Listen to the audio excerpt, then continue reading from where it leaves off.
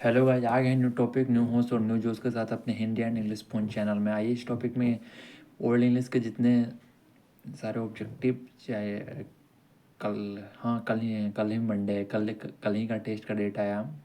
कल ही टेस्ट है। आज पूरा चैप्टर को, तीनों चैप्टर को रिवीजन कर दें और साथ ही क्वेश्चन मार्क पर करवा देंगे 10 नंबर से। वहाँ से भी सब्जेक्टिव में सवाल रहेगा।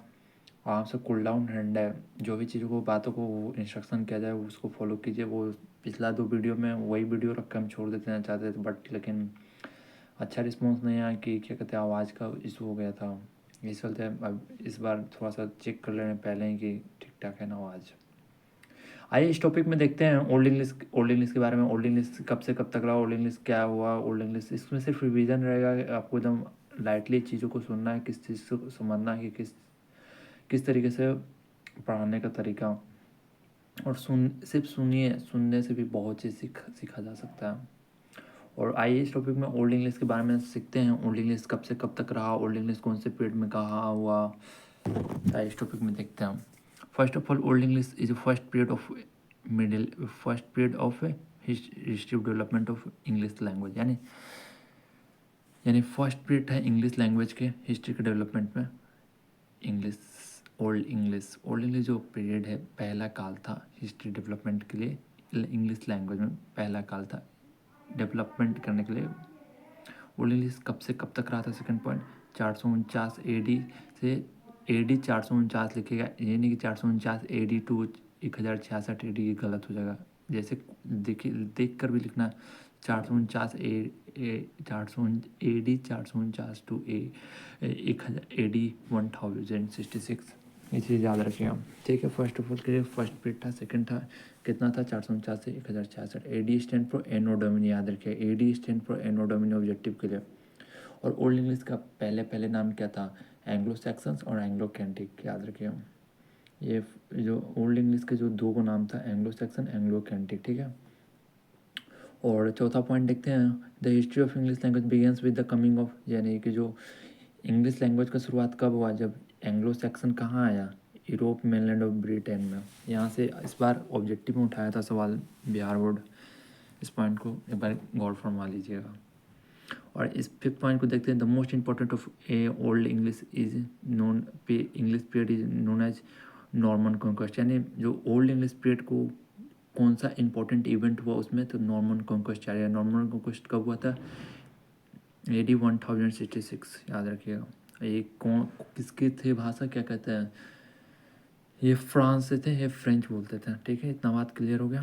ये नॉर्मन कॉन्क्वेस्ट, अगला पॉइंट ये देखिए, अगला पॉइंट है कब हुआ था, AD 1066। नॉर्मन कॉन्क्वेस्ट कहाँ से बिलोंग थे, फ्रांस से। इसका भाषा क्या था, फ्रेंच था। Norman conquest is types of tribe. Norman conquest क्या था, जो नॉर्मन्स था वो कौन एक तरह की जाति था।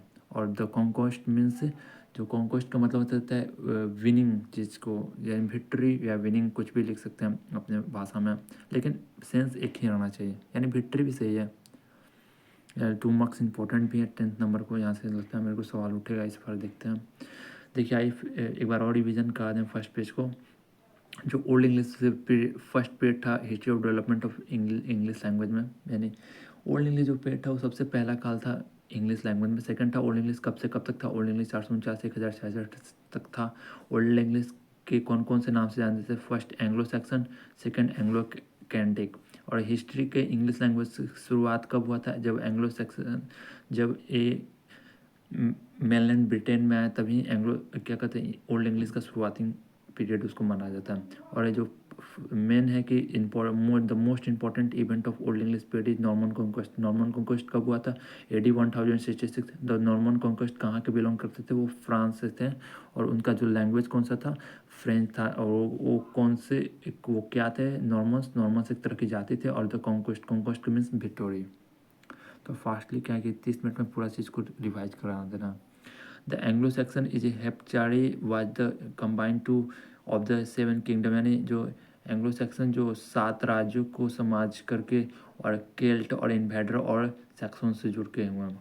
ये 2 पॉइंट नहीं आएगा मेरे हिसाब से, देखते हैं क्या होता है। इससे हमको, the power of Anglo Saxon है perceive were in hands of Anglo Saxon due to better political understanding.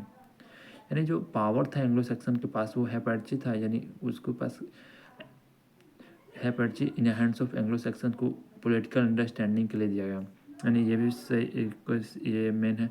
Old English में कौन कौन सा जो लैंग्वेज को कौन कौन सा लैंग्वेज बोरो किया, तो फर्स्ट था लैटिन, सेकंड था एस्केमेडियन।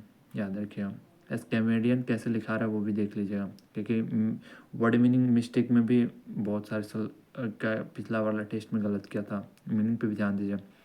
The writing system of old English is two types, यानी राइटिंग सिस्टम के जो ओल्ड इंग्लिश का कौन सा कितने टाइप्स के थे, दो टाइप्स के। फर्स्ट है ओरल, सेकंड है पोएम। ठीक है, पोएम है सॉन्ग। फ्लोइंग, अगला देखते हैं point, flowing are the two majors foreign influencer, यानी दो बहुभाषी प्रभाव के बारे में बताइए कि कौन कौन से थे। तो फर्स्ट लैटिन, वही स्कैमेडियन, वही दोनों सेम है। The word manuscript means hand written, याद रखिएगा, प्रीवियस ईयर बोर्ड्स में पूछा है। The first book of English prose were Anglo Saxon chronicle by king Alfred, यानी जो पहला किताब है किंग की इंग्लिश प्रोज, उसको कौन एंग्लो सैक्सन चॉर्कल लिख, जो किताब का नाम है उसको कौन लिखा था, by king Alfred. King Alfred को एक और नाम से जाना जाता है, याद है, गोल्डन पीरियड। गोल्डन पीरियड किसको कहा जाता है, तो किंग अल्फ्रेड को, याद रखिएगा, ये पॉइंट है। इस पन्ना से जो भी पढ़े इसको एक बार और रिमाइंड करा दे रहे हैं। एंग्लो सेक्सन के क्या कहते हैं, ओल्ड इंग्लिश में कौन कौन से लैंग्वेज से बोरो के थे, लैटिन और स्कैमेडियन। राइटिंग सिस्टम में दो टाइप्स के थे ओल्ड इंग्लिश के, oral and poem and songs. और अगला पॉइंट है ओल्ड इंग्लिश को दो बहुभाषी से लिया, लैटिन इन्फ्लुएंसर, स्कैमेडियन और मैन्युस्क्रिप्ट का मतलब होता है क्या कहा जाता है, हैंड रिटन। और जो पहला बुक था ओल्ड इंग्लिश के प्रोज का, उसको क्या कहता है, एंग्लो सेक्सन, उसको किंग अल्फ्रेड का। किंग अल्फ्रेड का एक और खासियत है कि उसको golden period of old English भी कहा जाता है। इतना बात क्लियर हो गया। अगला पेज देखते हैं। लैटिन लैंग्वेज हैज़ इन्फ्लुएंस्ड, यानी लैटिन जो भाषा था क्या कहता है, जो सिर्फ वोकैबुलरी पे कमांड किया था ओल्ड इंग्लिश पीरियड में। और जो स्कैवेडियन है वोकैबुलरी और ग्रामेटिकल दोनों में किया था। ये देखिए, Scandinavian language influence the vocabulary as well as grammatical system, यानी कि स्कैवेडियन जो लैंग्वेज था, लैटिन पूरा सिर्फ वोकैबुलरी पे ही थी, ओल्ड इंग्लिश में प्रभाव डाला, लेकिन स्कैवेडियन लैंग्वेज वोकैबुलरी और ग्रामेटिकल सिस्टम दोनों पे प्रभाव डाला। ओल्ड इंग्लिश एज 4 डायलेक्ट, यानी ओल्ड इंग्लिश के 4 बहुभाषी दोनों होगा। Old English was not a single uniform language, old English एक सिंगल यूनिफॉर्म लैंग्वेज नहीं है, इट वाज डायलेक्टेड, यानी क्योंकि ये अगर नो डायलेक्टेड रहता तो यहाँ पे सिंगल यूनिफॉर्म लैंग्वेज होता, लेकिन यहाँ पे डायलेक्ट, यहाँ पे 4 डायलेक्ट से चलते, it was not a uniform language. The verb are, जो आर जो आया है वो कहाँ से, एस्केवेडियन लैंग्वेज से आया, याद रखें। जो आर जो हम लोग लिखते हैं, यू आर, वी आर, ये कहाँ से आया, तो एस्केवेडियन लैंग्वेज से आया। In about 6th century Christianity begins to spread in England, यानी 6ठी शताब्दी में क्रिश्चियनिटी को बढ़ाया गया, कहाँ, इंग्लैंड में। ये भी प्रीवियस ईयर का क्वेश्चन है, ये पूछा जा सकता है। The writing system of old English period was totally different from the we find today, जो आज हम लोग पढ़ रहे हैं उससे बहुत डिफरेंट है। पहले का ओल्ड इंग्लिश आज का ओल्ड मॉडर्न इंग्लिश में बहुत अंतर है, ज़मीन आसमान का। पहले के लोग क्या कहते लिखते थे कि चिन्ह से कुछ पता था, नहीं चलता था कि कैसे क्या, विपन से कुछ समझ में नहीं आता था। Right A short note in old English, इस पन्ना से हम आपको पूरा एक बार और रिक्वायर करा दे रहे हैं। जो भी लैटिन लैंग्वेज जो था सब सिर्फ वोकैबुलरी पे कमांड किया ओल्ड इंग्लिश में, और स्कैवेडियन था वोकैबुलरी और ग्रामेटिकल सिस्टम दोनों पे कमांड किया। ओल्ड इंग्लिश के 4 डायलेक्ट्स हैं। Old English is not a uniform single uniform उसको कहा जाता है जिसके पास नो डायलेक्ट कर रहता है, अगर यहाँ पर और सिंगल इसे चलते इसको नो डायलेक्ट कर, एक बार डायलेक्ट कर यहाँ पे लिखा भी हुआ। द आर था वो कहाँ से लिया गया, स्कैवेडियन लैंग्वेज से लिया गया। और 6ठी शताब्दी में क्रिश्चियनिटी को इंग्लैंड में फैलाया गया। और राइटिंग सिस्टम जो ओल्ड इंग्लिश का पेट था टोटली डिफरेंट था किससे, आज हम लोग बोल रहे हैं उससे बहुत डिफरेंट था। और अगला क्वेश्चन देखते हैं, right A short note on old English period, यानी ओल्ड इंग्लिश के पीरियड के बारे में बताना है। 5 नंबर में यहाँ पे आने वाले का चांस बहुत, एक सेकेंड, कैंसिल, ये जो है इसका 5 नंबर में मेन है। तो इसमें देखते हैं और जो शॉर्ट नेट क्या है वो ओल्ड इंग्लिश के पीरियड के बारे में। ओल्ड इंग्लिश को जो पहला पीरियड था कब का था, हिस्ट्री ऑफ डेवलपमेंट, यानी ये पहला वाला पॉइंट से लिख दिया। ओल्ड इंग्लिश क्या था, ओल्ड इंग्लिश फर्स्ट पीरियड था किससे, history of development of English language के वाला पॉइंट देखते हैं। जो इट इज़ ऑल्सो है, इसको एंग्लो सेक्सन भी कहा जाता है, एंग्लो कैंटिक भी कहा जाता है, ओल्ड इंग्लिश के बताए थे। ये कब से कब तक था, 449 से 1066 तक था। और इस marked age period. It has 4 dialect, 4 जो डायलेक्ट है, कैंटीस, मेरेशियन, वेस्ट सैक्सन, नॉर्थम्बरियन। और द राइटिंग सिस्टम ऑफ क्या कहता है, राइटिंग सिस्टम ऑफ छोड़ दिया बंदा। The writing system of old English period is unique character, याद रखिए। लैटिन और Scandinavian language are influenced too much. The literature of this was are two type. This period is also known as childhood period. इसको old English को childhood period पे dark as भी कहा जाता है। दिस ईयर इज यानी this the year 1066 the Norman conquest period is marked at the end of this period. And Norman conquest उसी साल उसी पीरियड में हुआ 1066 में, जब उसी से एंड हो गया। What discuss the impact future of Norman conquest, यानी इम्पैक्ट बताना है नॉर्मन कॉन्क्वेस्ट के बारे में। नॉर्मन कॉन्क्वेस्ट क्या क्या था, यानी पहला देखिए नॉर्मन कॉन्क्वेस्ट क्या क्या था, ओल्ड इंग्लिश पीरियड में था। हाँ, तो इसको भी दोनों दोनों क्वेश्चन सेम ही हैं। तो इसमें क्या कहते हैं, it took place during old English period, यानी जो कब हुआ तो ओल्ड इंग्लिश पीरियड के टाइम में हुआ था। It took place in old English period हुआ। सेकंड हो गया क्या कहते हैं, इट कब हुआ था, 1066 में हुआ। AD stand for Anno Domini, Anno Domini गलत है स्पेलिंग, ये जिसका भी लिखा हुआ। And the Normans belongs to France, FRNC सही है बंदा। The conquest mean Victoria winning, हाँ विक्टोरी का विनिंग इसमें, यानी कि इसमें पूछा जा रहा है कि नॉर्मन कॉन्क्वेस्ट से आप क्या समझते हैं। नॉर्मन कॉन्क्वेस्ट के बारे में शॉर्ट नोट लीजिए। तो कब हुआ था, ओल्ड इंग्लिश पीरियड में हुआ था। ये कौन से ईयर्स में होता है, AD 1066 से। AD stand for Anno Domini, कहाँ के थे, फ्रांस के थे। वो कौन सा भाषा बोलते थे, फ्रेंच बोलते थे। वो कॉन्क्वेस्ट का मतलब क्या होता है, विक्टोरी। छठा पॉइंट देखते हैं, this event marked at the end of old English period, यानी पहला इस पीरियड को क्या कहते हैं, एंड पीरियड के भी कहा जाता है कि ये इवेंट आने के बाद क्या कहते हैं, एंड हो गया था old English. It impact the Norman conquest, यानी नॉर्मन कॉन्क्वेस्ट क्या क्या इम्पैक्ट डाला, प्रभाव डाला। First vocabulary of old English, alphabet of old English. The Norman conquest in AD 1066 resulted A infusion of a large number of French words into vocabulary in English. Norman conquest से यह प्रभाव पड़ा कि एक बहुत ज़्यादा मात्रा में फ्रेंच लैंग्वेज को उभरने का मौका मिला वोकैबुलरी में, इंग्लिश में। After the Norman conquest AD 1063 new letter were added in alphabet English, यानी नॉर्मन कॉन्क्वेस्ट के बाद 3 को लेटर को ऐड किया गया अल्फ़ाबेट ऑफ ओल्ड इंग्लिश में। इसमें क्या कहते हैं, फर्स्ट है QWJ, स्मॉल एंड कैपिटल दोनों था। The Normans are French language, use French language. Due to the Norman conquest, there was a gap between almost a century between the in the period is English period starting of the middle century। इसको क्या कहते हैं, Norman conquest भी कहा जाता है, एक state of flux भी कहा जाता है। ऑप्शन भी ध्यान रखिएगा, अधिकतर जगह ऑप्शन में स्टेट ऑफ फ्लक्स भी होता है, अधिकतर जगह नॉर्मन कॉन्क्वेस्ट। दोनों को सूटेबल का देख के मारना है आपको, टिक।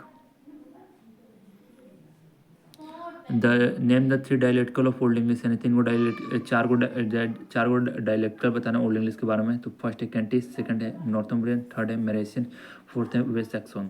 और अगला सेकंड पॉइंट देखते हैं, the name the fourth manuscript, manuscript means hand written. Old English के बारे में बताना कि कौन कौन से हैं। The following are the manuscript, first है बेओलुफ, और ये है जियोलुफ, और एक्स्ट्रा बुक ये नहीं आ रहा एग्जाम में, द ब्यूटीफुल बुक। यहाँ पे देखिए, why it is difficult to write to understand and text of old English, यानी ओल्ड इंग्लिश को लिखना पढ़ना कैसे मुश्किल हो गया। The old English period was the first period of the history of development of first, वो ये हो गया पॉइंट। इंग्लिश फॉर्म कब से कब तक था, 449 से। Due to following reason it is difficult to read and, first है अलाइन स्पेलिंग, सेकंड है different writing system and familiar words, vocabulary totally different grammatical system। in about 6th century Christianity, यानी 6ठी शताब्दी में क्रिश्चियनिटी को फैलाया गया English में, ओल्ड इंग्लिश में क्रिश्चियनिटी को इंग्लिश में फैलाया गया क्रिश्चियनिटी को 6ठी शताब्दी में। जो आने वाला है ये सवाल, इसको एकदम VVI कर लीजिए, एकदम कंफर्म है। क्वेश्चन आंसर 2 नंबर में आएगा। The unique character where